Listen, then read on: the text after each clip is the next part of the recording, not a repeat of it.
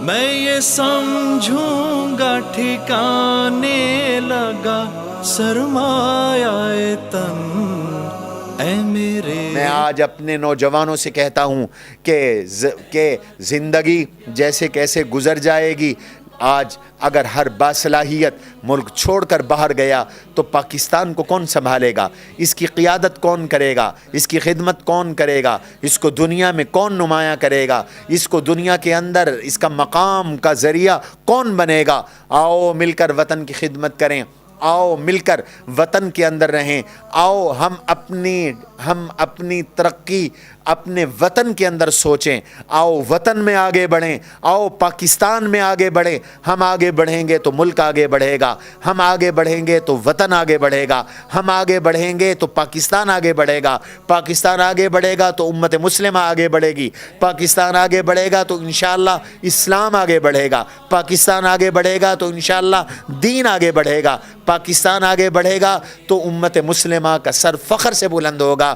پاکستان ہماری عزت ہے، پاکستان ہماری آبرو ہے، پاکستان ہماری امیدوں کا مرکز ہے، پاکستان ہماری محبتوں کا مرکز ہے، پاکستان ہماری چاہتوں کا مرکز ہے.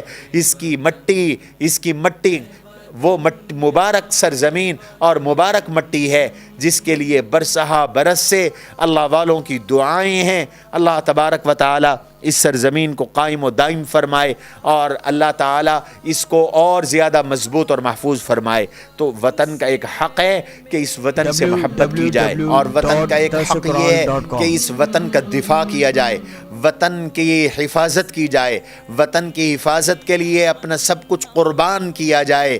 اللہ کے نبی صلی اللہ علیہ وسلم نے وطن کا دفاع سکھایا ہے، وطن کی حفاظت سکھائی ہے. صحیح بخاری میں روایت ہے، ایک موقع پر مدینہ منورہ میں افواہ پھیل گئی کہ دشمن مدینہ منورہ پہ حملہ آور ہوا ہے.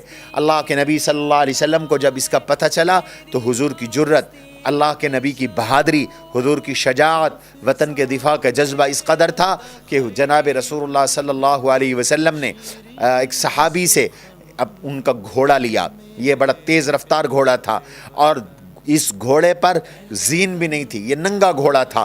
بغیر کسی زین کے عجلت کی وجہ سے آپ اس کے اوپر سوار ہوئے، اور گھڑ سوار جانتے ہیں کہ بغیر زین کے سواری کتنی مشکل ہوتی ہے اور کتنی خطرناک ہوتی ہے.